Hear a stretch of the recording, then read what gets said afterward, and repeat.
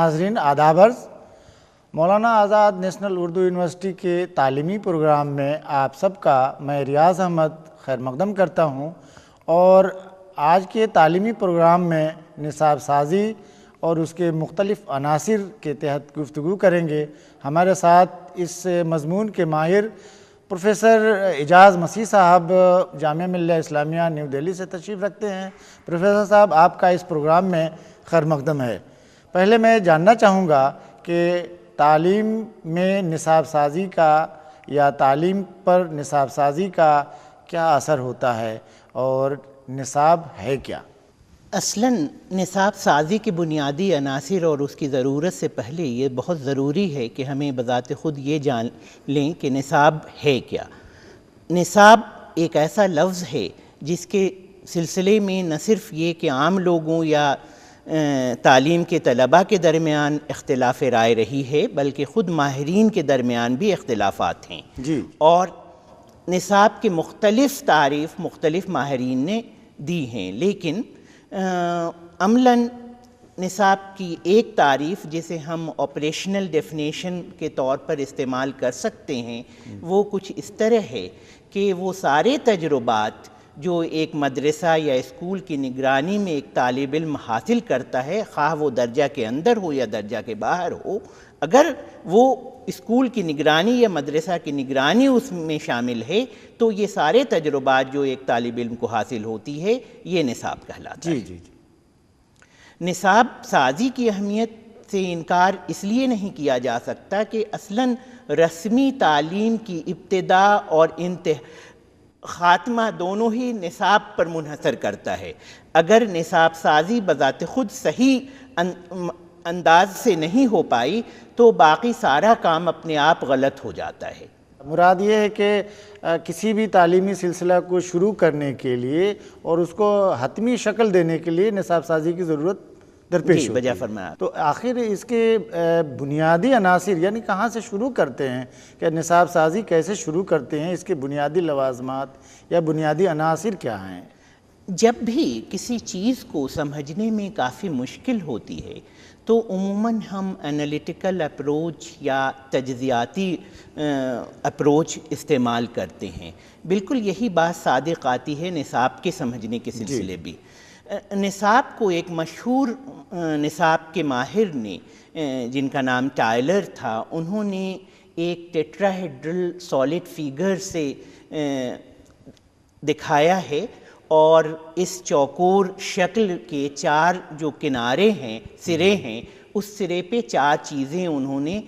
لکھی ہیں۔ پہلی چیز ہے آبجیکٹیو یا مقاصد، دوسری چیز ہے مواد مضمون یا کنٹینٹ، اور تیسری چیز ہے ٹیچنگ لرننگ ایکسپیرینسز یا آموزشی و تدریسی تجربات، اور چوتھی چیز ہے ایویلویشن اور اعادہ۔ اصلاً نصاب ان چاروں چیز کا مجموعہ نہیں ہے، بلکہ ان چاروں چیزوں میں آپسی ربط کیسا ہو اس کا نام نصاب ہے۔ اس طرح سے ان چاروں چیزوں کی پر دھیان دینا اور اس کی صحیح نشاندہی کرنا ایک صحیح نصاب تیار کرنے کے لیے لازمی چیز ہے۔ یعنی یہ بنیادی عناصر ہیں نصاب سازی کی تربیت پانے والوں کے لیے، یا تربیت جو اساتذہ کی تربیت دی جاتی ہے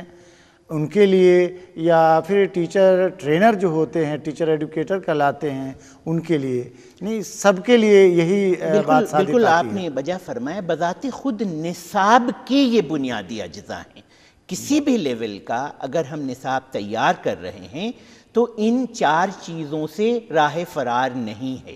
ان چار چیزوں کی شمولیت کے بعد ہی وہ نصاب کی شکل اختیار کر سکتا ہے۔ مطلب کہنے کا میرے یہ ہے کہ جب تک ہم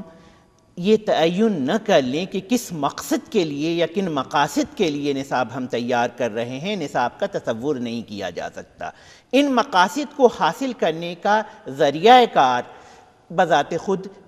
مواد مضمون یا کنٹینٹ ہے، اور پھر ان کنٹینٹ کو عملی شکل دینے کے لیے ہم مدرسہ کے اندر درس و تدریس کے تجربات شامل کرتے ہیں، جس میں مدرس درس دیتا ہے، اور درس آپ جیسا کہ ناظرین بھی واقف ہوں گے، خاص کے جو بی ایڈ کے طلباء و طالبات ہیں وہ اس سے پوری طرح واقف ہوں گے کہ درس محض انسٹرکشن کا یا ہدایت کا نام نہیں ہے، بلکہ ان میں بہت سارے تجربات شامل ہیں، اور اسی طرح آموزش یا اکتساب بھی محض ایک عمل کا نام نہیں ہے بلکہ بہت سے مراحل اس میں شامل ہیں۔ ان تمام قسم کے تجربات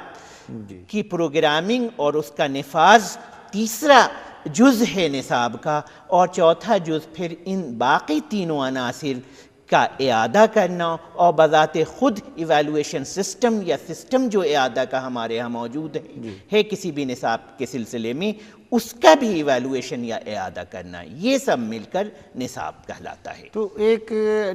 جو ٹیچرز ٹریننگ کرتا ہے یا یہ تربیت حاصل کرتا ہے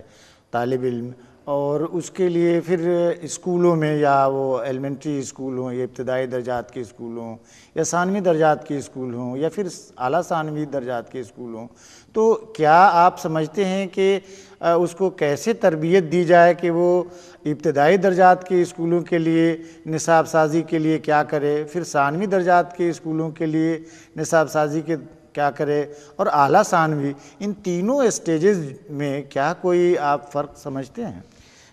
بالکل ضروری ہے فرق کرنا، لیکن ہمارے سسٹم کی ایک بدقسمتی بھی ہے۔ بدقسمتی یہ ہے کہ ہمارے اساتذہ کا رول نصاب سازی میں آج کی تاریخ تک بہت کم ہے۔ جب تک اساتذہ اس کے انٹیگرل پارٹ نہ بنے تب تک ایک بہتر نصاب سازی ممکن شاید نہیں ہے۔ اس لیے نصاب سازی کے لیے ضروری ہے کہ ان کی رائے، اور خود چونکہ نصاب کی سازی کے لیے بنیادی 3 ذرائع ہیں، سورسز ہیں جس کی بنیاد پر نصاب بنتا ہے۔ سب سے پہلا سورس تو ہے فلسفہ، یعنی وہ فلسفہ جو کسی بھی نصاب کے لیے آپ جس فلسفہ پر چل کر، اور یہ فلسفہ کائنات بھی اور فلسفہ حیات بھی، ان دونوں سے ہم ایکسٹریکٹ کر کے جو فلسفہ تعلیم کے لیے تیار کر رہے ہیں، پہلا سورس تو یہ ہے جس پر نصاب منحصر کرے گا۔ دوسرا سورس یہ ہے کہ وہ سماج جس کے لیے آپ نصاب تیار کر رہے ہیں، جس کے لیے نصاب پڑھ کر ایک طالب علم اس سماج میں جائے گا، اس کے ضروریات کا خیال رکھنا دوسری ضروری چیز ہے جسے دھیان میں رکھنا۔ اور تیسری جو سب سے بڑی چیز ہے ضروری، وہ بذات خود وہ طالب علم ہے، وہ بچہ ہے یا بڑا ہے یا بوڑھا ہے، جس کے لیے بھی آپ جس لیول کا نصاب تیار کر رہے ہیں، اس کی ذہنی بالیدگی، اس کا انٹرسٹ، اس کا رجحان، اس کی عادتیں، اس کی خصلتیں، اس کی حدود، ان کی جانکاری ضروری ہے۔ اب جب آپ پرائمری لیول اور سیکنڈری لیول اور ٹرشیری لیول یا ہائر لیول کی بات کریں گے، تو چونکہ ان چیزوں میں ان بچوں یا ان طلباء کی ذہنیت ہر لحاظ سے ان تمام چیزوں میں فرق ہوگی، اس لیے نصاب اپنے آپ فرق کرنا پڑے گا ہمیں نصاب بنانے میں۔ اچھا پروفیسر صاحب، میں آپ سے جاننا چاہوں گا کہ کئی الزامات لگائے جاتے ہیں کہ نصاب سازی میں انہی لوگوں کو شامل کیا جاتا ہے، اور ایسی جگہ پہ ایئر کنڈیشن کمروں میں بیٹھ کے لوگ نصاب تیار کرتے ہیں، ان لوگوں کو شامل نہیں کیا جاتا جو فیلڈ میں ہیں، یعنی وہ اساتذہ جو واقعی نبرد آزما ہیں، وہ جھیل رہے ہیں ان نصابات کے خوبی یا خرابی کو۔ میں سمجھتا ہوں کہ کیا آپ کے خیال میں یہ درست ہے کہ ان کو بھی جو فیلڈ میں ہیں اور اس سے تجربات حاصل کر رہے ہیں، ان کو بھی نصاب سازی کے وقت مدعو کیا جانا چاہیے، ان کے تجربات سے فائدہ اٹھانا چاہیے؟ آپ کا کیا خیال ہے؟ بالکل صحیح آپ کہہ رہے ہیں کہ جب تک وہ لوگ جنہیں نصاب کو نافذ کرنا ہے، اور میں تو اس سے ایک قدم اور آگے بڑھ کے کہوں گا کہ جن لوگوں کے لیے نصاب بننا ہے ان کی شمولیت بھی ایک لیول پر نصاب بنانے کے لیے ضروری ہے، یعنی طلباء و طالبات۔ اور جو بنیادی بات ہے سمجھنے کی وہ یہ ہے کہ یہ شمولیت کا مطلب الگ الگ طریقے سے سمجھا جا سکتا ہے۔ شمولیت یہ بھی ہے کہ ان کی ضرورتیں کیا ہیں یہ پہلے پتہ کیا جائے۔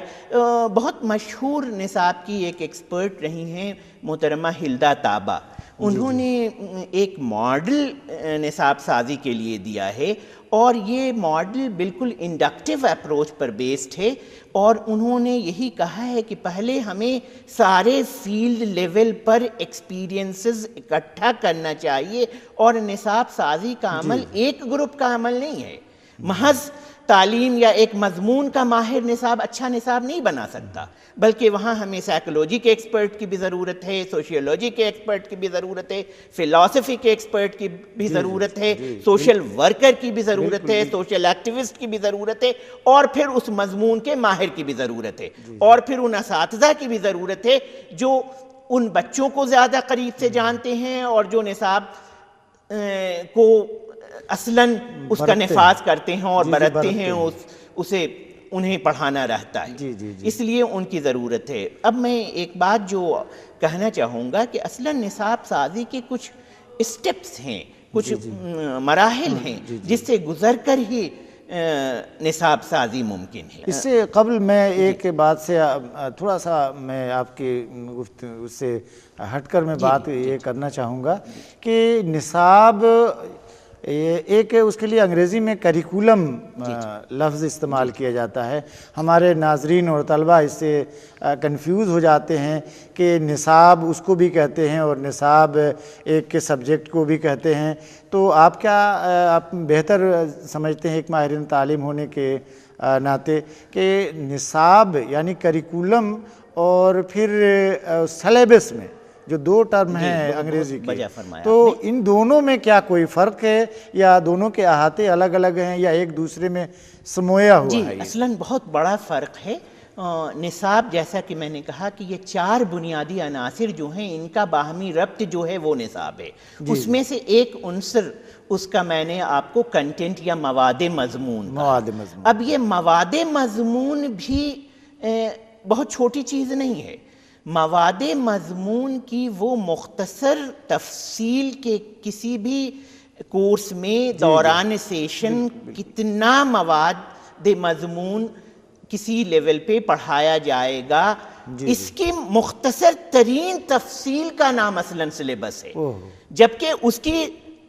اگر تفصیلی جائزہ کی بات کریں تو وہ درسی کتب دیتی ہے۔ اس کا مطلب ہے کہ صرف کنٹینٹ کی بات اگر کریں مواد مضمون، تو مواد مضمون کا بھی ایک چھوٹا حصہ محض سلیبس ہے، کیونکہ اس کی مزید تفصیل درسی کتب دیتی ہے، اور تفصیل کی بات آپ کریں تو بہت سی امدادی کتب دے سکتی ہے، اور تفصیل کی بات کریں تو بہت سی وہ کتابیں دے سکتی ہیں جو حوالجاتی کتابیں ہیں، تو یہ ساری چیزیں کریکولم میں شامل ہوں گی، لیکن سلیبس محض وہ مختصر تفصیل ہے کہ دوران کورس کس حد تک مضمون کے ڈیفرنٹ ٹاپکس یا مواد شامل کیے گئے ہیں اس سیشن میں۔ آپ کی مراد یہ ہے کہ کریکولر ایکٹیویٹیز کو، کریکولر ایکٹیویٹیز اور ایکسٹرا کریکولر ایکٹیویٹیز، ان سب ایکٹیویٹیز کو اور مواد مضامین کو سب کو جب اکٹھا کرتے ہیں تو کریکولم بنتا ہے۔ جی بالکل صحیح آپ نے کہا کہ میں نے کہا کہ صرف محض چیزوں کے اکٹھا کرنے سے کام نہیں چل رہا ہے، بلکہ اس کے برتنے کی بات بھی ہے، کس مقصد کے لیے کیا گیا وہ بات بھی ہے، اور پھر اسے کیسے اس کو ایویلویٹ یا اس کا اعادہ کریں یہ بھی شامل ہے کریکولم میں۔ تو کریکولم اپنے آپ میں بہت ہی وسیع لفظ ہے۔ میں سمجھتا ہوں کہ اس پہ گفتگو طلبہ اور ناظرین کو بہتر آ رہا ہوگا، ان کی سمجھ میں یہ بات آ رہی، لیکن میں جاننا چاہوں گا کہ اس کے بنیادی جو عناصر ہیں یہ آپ ذرا سا الگ الگ کر کے ہمارے طلبہ کے لیے کافی مہربانی ہوگی اگر بتائیں کہ بنیادی عناصر کو اگر طلبہ امتحان میں لکھنا چاہیں یا اپنے ڈسکشن کرنا چاہیں تو وہ بنیادی عناصر کو کس طرح تفریق کر کے۔ تفصیل میں جانے کا موقع چونکہ فی الحال نہیں ہے، لیکن میں بس اشارے میں باتیں کروں گا۔ سب سے پہلی بات، جیسے اگر آپ پہلا جز آپ نے مقاصد کا، مقاصد میں ترجمہ کر رہا ہوں آبجیکٹیوز کے لیے، اس سے پہلے سب سے پہلے ایمز ہیں۔ ایمز جسے میں شاید ترجمہ اگر اردو میں کرنا چاہوں تو میں اس کے لیے لفظ نصب العین کا استعمال کروں گا، یعنی الٹیمیٹ گول جو ہمارا ہے تعلیم کا، جسے آپ آل راؤنڈ ڈیولپمنٹ کہہ سکتے ہیں، یا آپ کہہ سکتے ہیں کہ اندر جو بھی پوٹینشیل کسی طالب علم کے اندر ہے وہ باہر آ جائے، یہ مقصد، اور یہ اس کا منبع جو ہے وہ فلسفہ ہے۔ آپ انسان کے بارے میں کیا فلسفہ حیات رکھتے ہیں اور کائنات کے بارے میں خود آپ کا تصور کیا ہے، یہ آپ کو تعلیم کا بنیادی نصب العین فراہم کرے گا۔ اس نصب العین سے پھر آپ مختلف ایمز یا اہداف یا ہدف آپ متعین کرتے ہیں، پھر اس ہر ایک ہدف سے کسی کورس کا آبجیکٹیو متعین ہوتا ہے۔ یعنی بی ایڈ، جیسے مان لیں آپ بی ایڈ کی مثال لیں تو بی ایڈ پڑھانے کا کیا بی ایڈ کورس کا کیا مقصد ہے؟ مقصد یہ ہے کہ ایک بہتر استاد تیار کرنا،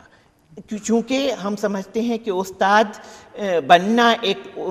ٹیچنگ بذات خود ایک پروفیشن ہے، اس لیے پروفیشنل انپٹ انہیں اس حد تک مل جائے کہ وہ جب میدان کار میں جائیں تو انہیں اسے صحیح طریقے سے اطمینان سے اور اعتماد سے کرنے کا موقع آپ نے میدان کارزار کا لیا تو طلبہ شاید اس سے دوسرا معنی نہ لے. میں واضح کرنا چاہوں گا کہ یہاں پروفیسر صاحب کا مطلب میدان کارزار سے ہے کلاس روم، یعنی طلبہ خود وہ اپنے طلبہ کے سامنے جب جائیں. جی اور میرا خیال ہے ایک میں طلبہ کے لیے وضاحت کروں کہ آپ بنیادی عناصر میں ان چیزوں کو بھی شامل کرنا چاہتے ہیں جو طلبہ کے اندر مخفی صلاحیتیں ہیں وہ ابھر کر سامنے آئیں. میں اب ذرا سا ایک بات آپ سے اگر کہہ دوں کہ چونکہ کریکولم بنانے کا یا نصاب سازی کے مختلف مراحل ہیں، جیسے سب سے پہلے مراحل تو یہی ہے کہ مقاصد کا تعین، کس مقصد کے، جیسے میں نے بی ایڈ کی طرف اشارہ کیا کہ اصلاً مقصد کیا ہے. اب پھر اس مقصد کے حصول کے لیے مختلف مضامین آپ سلیکٹ کریں گے. اس لیے دوسری چیز جو ہے وہ یہی ہے کہ مواد مضمون کا انتخاب، چونکہ مختلف مضامین جو ہیں الگ الگ ڈسپلینز میں ہوتے ہیں، تو اب کتنی ڈسپلینری نالج کی ضرورت ہے، کتنی انٹر ڈسپلینری نالج کی ضرورت ہے، اس کا انتخاب کرنا پہلا مرحلہ. دوسرا مرحلہ ہے اصلاً، کیونکہ پہلا مرحلہ تو مقاصد کا تعین ہے. جب یہ اس کا تعین ہو گیا تب یہ تیسرا مرحلہ ہمارے پاس آتا ہے کہ مضامین کی تنظیم کیسے کریں. عام طور پہ یہ سمجھا جاتا ہے کہ اگر ہم نے مضامین کا تعین کر لیا یا مواد مضمون کا تعین کر لیا تو بات بہت آسان ہے، لیکن مختلف ریسرچ تحقیق اس بات کو ثابت کرتی ہے کہ ایک بہت اچھا مواد مضمون کا سلیکشن اگر غلط طریقے سے اس کی تنظیم ہو گئی تو بہت بھونڈے انداز میں چیزیں ہو جاتی ہیں اور وہ مقصد حاصل نہیں ہوتا. بہت دور تک وہ بچوں کو نقصان مقصد حاصل نہیں ہو سکتا. اس لیے بہت چھوٹے چھوٹے کچھ اصول ہیں جسے ذہن میں رکھنا ضروری ہے. جیسے مثلاً پہلی بات جو یہ ہے کہ کس گروپ کے لیے، کن طلباء کے لیے وہ نصاب بنایا جاتا ہے، ان کی صلاحیتیں کیا ہیں، ان کی انٹرسٹ کیا ہے، ان کے رجحانات کیا ہے، ان کی زبان کیا ہے، ان کا کلچر اور بیک گراؤنڈ کیا ہے، وہ ساری چیزیں جاننا ہمارے ضروری ہے. میڈیم آف انسٹرکشن جی وہ بھی ضروری ہے. وہ میڈیم آف انسٹرکشن تو ایک یہ ہے، لیکن لسانی ان کا بیک گراؤنڈ وہ جاننا بہت ضروری ہے. مختلف لسانی کچھ سوشیولوجسٹ نے اس پہ اچھا خاصا کام بھی کیا ہے کہ انہوں نے دیکھا کہ چونکہ مدرسہ کے خاص قسم کی لنگوسٹک کوڈز ہے اس لیے وہ کامیاب نہیں ہو پا رہے ہیں. تو یہ ساری، اور دوسری چیز جیسے بہت چھوٹے چھوٹے اصول ہیں کہ ہمیشہ ہمیں تنظیم اس طرح سے کرنا چاہیے کہ اس میں ایک تسلسل ہو. اگر وہ ٹوٹا تو پھر ایک ربط ختم ہو جاتا ہے، اور ربط کا ختم ہونا ہی اس کے سمجھ میں، یعنی باہمی ربط مضامین میں اور مقاصد میں یہ لگاتار ہونے چاہیے. میں ابھی صرف آپس میں مضمون کے، جیسے فرسٹ چیپٹر فرسٹ ٹاپک جو آپ نے دیا، دوسرے ٹاپک اور پہلے ٹاپک کے درمیان ایک ربط ہونا چاہیے. اور اس سے پہلے جو بچے کے معلومات یا طالب علم کی معلومات ہے، اس سے کوئی بھی نیا مضمون جب آپ لا رہے ہیں یا نیا مواد مضمون لا رہے ہیں تو اس میں بھی ایک ربط ہونا چاہیے. اور یہ ٹیکسٹ بک لکھتے وقت اور سلیبس بناتے وقت اس بات کا دھیان دیا جانا چاہیے. ماہرین کہتے ہیں کہ جو کریکولم بنائے جاتے ہیں یا نصاب سازی کی جاتی ہے ان میں عمودی اور افقی دونوں طرح کے تعلقات، یا یوں کہیے کہ دوسرے الفاظ میں کہ ان میں دونوں طرح کے ربط ہونے چاہیے. بالکل صحیح فرمایا آپ نے کہ ورٹیکل اور ہورزنٹل دونوں طرح کے ربط ضروری ہیں. اور اگر یہ ربط نہیں، دیکھیں دو تین چیزیں ہیں، کیونکہ جب بھی ہم کوئی کریکولم بنا رہے ہیں یا نصاب بنا رہے ہیں تو ایک بات اور دھیان ہوتا ہے، ہمیں رکھنا چاہیے کہ ہر ڈسپلین، کوئی بھی ڈسپلین جو ہے اس کا اپنا اسٹرکچر، ساخت بھی ہوتی ہے اس کی، اور اس کا اپنا ایک نیچر بھی ہوتا ہے. تو اسٹرکچر اور نیچر دونوں ہوتا ہے.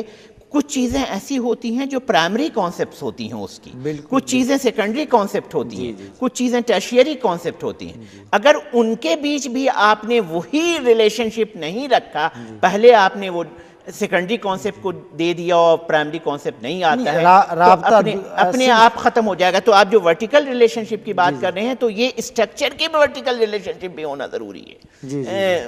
وہ بھی ہمیں دھیان میں رکھنا چاہیے. اور خاص کے جب ہم ایجوکیشن کی یا تعلیم کے نصاب سازی کی تو تعلیم تو بذات خود ایک انٹر ڈسپلنری نیچر ہے, اس لیے یہاں تو اور بھی زیادہ ہمیں حساس ہونا چاہیے کہ اس بچہ, اس سماج, اس پیشہ جس کے لیے ہم وہ کریکولم ڈیزائن کر رہے ہیں اس کی نیڈ کیا ہے, اس کی ضرورتیں کیا ہیں اور گراؤنڈ ریئلٹیز کیا ہیں. جب تک اس سے واقف ایک کریکولم ایکسپرٹ یا ایک گروپ آف ایکسپرٹ نہیں ہے تب تک ایک بہتر نصاب سازی ممکن نہیں ہے. میں سمجھتا ہوں کہ یہ ٹریننگ کالجز جو ہیں ان میں دو باتیں خاص طور سے رکھی جاتی ہیں, تعلیم اور تربیت. تو آپ بہت ساری باتیں آپ نے تعلیم سے متعلق تو ہو گئیں, میرا خیال ہے کہ اگر کیا تربیت کے متعلق سے جیسے ٹیچنگ پریکٹس ہوتی ہے یا اور سب کو کریکولر ایکٹیویٹیز جو ٹیچر سے متعلق ہوتی ہیں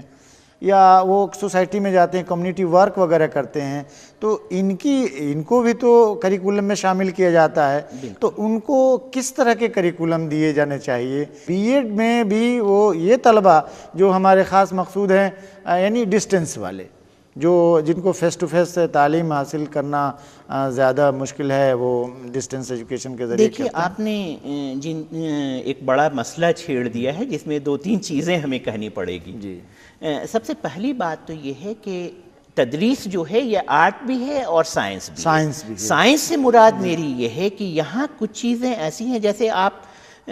ٹیچنگ کی بات کریں کہ ٹیچنگ اسکلز کچھ مہارتیں ہیں, اگر وہ مہارت کسی بھی استاد کے اندر پیدا کر دی جائے تو وہ بہتر طریقے سے تدریس کر سکتا ہے, ان میتھڈز کو اڈاپٹ کر سکتا ہے جس میں ان مہارتوں کی شمولیت ہو. یہ چیزیں سکھائی جا سکتی ہیں, وہ اسکل ڈیولپ کیا جا سکتا ہے سسٹمیٹیکلی, سائنٹیفکلی, جو ہم ٹریننگ کا کمپوننٹ کہہ رہے ہیں. تو اس قسم کی تربیت اسے دی جا سکتی ہے جو اسکلز تاکہ وہ ڈیولپ کر لے, اس میں وہ مہارتیں آ جائیں جسے ہم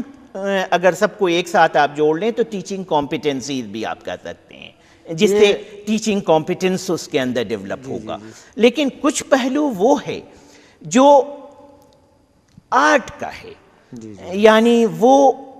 ٹیچنگ کریٹیو ایکٹیویٹی ہے, ٹیچنگ مورلی لیڈن ایکٹیویٹی ہے. تو ٹیچنگ محض یہ نہیں ہے کہ کچھ اسکلز آپ نے پش بٹن کی طرح سیکھ لیا اور کر لیا. ہر نئے کلاس میں ایک نیا تدریس کو مؤثر بنانے کے, اس کا مطلب ہے کہ اس کے پاس وہ کریٹیو نالج ان پٹ بھی ہونا چاہیے تاکہ ان تدریسی اسکلز جو اس نے سیکھا ہے, مہارتیں سیکھی ہیں, اس کو اپنے اس کریٹیو پیراڈائم میں ڈال کے ایک مؤثر استاد کی حیثیت سے اپنی چیز کو درجہ میں پیش کر سکے. اور جیسا کہ آپ جانتے ہیں کہ ٹیچر محض ایک انسٹرکٹر نہیں ہے, بلکہ ٹیچر تو وہ ہے جو کلاس کے اندر اور کلاس کے باہر ایک ایسا ماحول تیار کر دیتا ہے کہ طالب علم بغیر سیکھے رہنے کو تیار نہیں ہو. وہ جوش, وہ ولولہ, وہ شوق طالب علم کے اندر پیدا کر دیتا ہے. تو یہ مہارتیں محض مہارتیں نہیں ہیں, لیکن مہارتیں اگر نہیں ہوں تو ممکن نہیں ایک اچھا ٹیچر بننا. اس لیے اس میں تربیت کا پہلو بھی شامل ہے اور وہ تعلیم کا پہلو بھی شامل ہے جس میں اخلاق بھی ہے, جس میں ویلوز بھی ہیں, اقدار بھی ہیں, کردار سازی بھی ہے, اور دوسروں کے لیے کیئرنگ ہونا ضروری ہے, وہاں کریٹیوٹی بھی ہے. اس لیے اگر بی ایڈ کے کریکولم کی بات کریں ہم تو محض ایک ایسپیکٹ کو اگر ہم لے کے چلیں گے تو وہ ایک بودا کریکولم شاید تیار ہوگا. تو ہم آہنگی ان تمام چیزوں میں ہونی چاہیے, ایک بیلنس بھی ہونا چاہیے.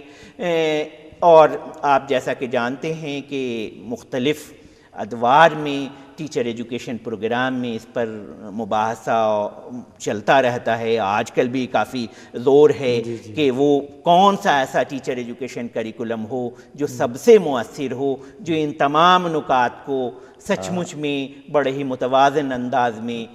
چند لفظوں میں آپ سے یہ جاننا چاہوں گا, بہت سارے ٹیچر ٹریننگ کالجز میں اور جو ان کو گورن کرنے والی یا اس کی تنظیم کرنے والی یا اس کا انتظام کرنے والی جو باڈیز ہیں، جو اسے ادارے ہیں، کچھ کا ماننا ہے یا ماہرین کا ماننا ہے کہ ٹیچر کی نصاب کے تعلق سے اس کا جو ہے وہ 2 سال ہونا چاہیے اس کا وقفہ، کچھ کا ماننا ہے کہ یہ 1 سال میں ہی ختم ہونا چاہیے۔ آپ کا کیا خیال ہے؟ دیکھیں، ذاتی رائے اگر میری آپ لینا چاہتے ہیں تو میں 2 سال کے فیور میں ہوں، لیکن محض وقفہ کا بڑھا دینا کافی نہیں ہے، اس پہ کافی غور خوض کی ہمیں ضرورت ہے کہ وہ کون سی چیزیں ہیں جس کی وجہ سے بڑھانا چاہیے۔ پروفیسر